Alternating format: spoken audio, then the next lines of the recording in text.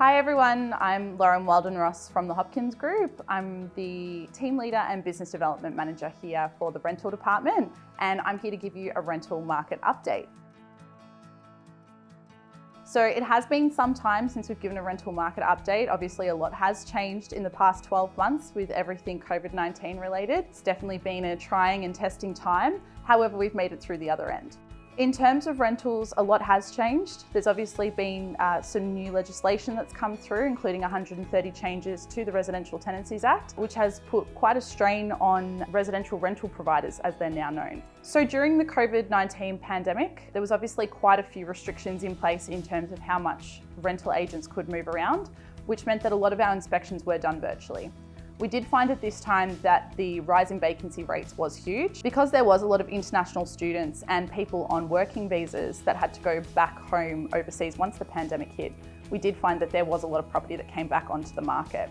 Of course, with this being the case and also people unable to view property during this time, we did see vacancy rates rise in huge amounts.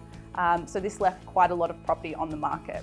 We've seen now that vacancy rates are starting to come down again, which is fantastic.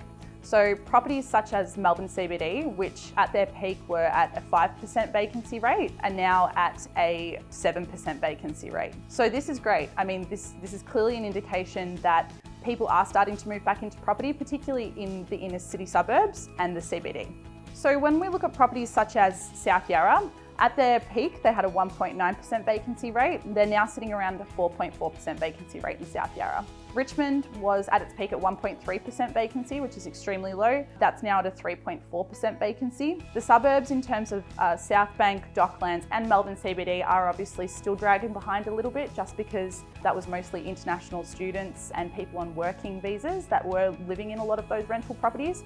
But we are starting to see that the outer suburbs of Melbourne particularly are booming. In saying that, we're feeling extremely confident. There's a lot more people moving around. We're finding that inspections are getting filled extremely quickly and that people are looking to move back into the Melbourne CBD and inner suburbs area, which is fantastic. So keeping all of this in mind, please do think of the Hopkins Group if you are looking to bring your rental property on for property management and leasing. We feel very confident that we will be able to secure somebody for you quite quickly in this current market, as we are finding that it has bounced back since the COVID-19 pandemic. Hope you're all keeping well, and we'll come back to you with an update shortly.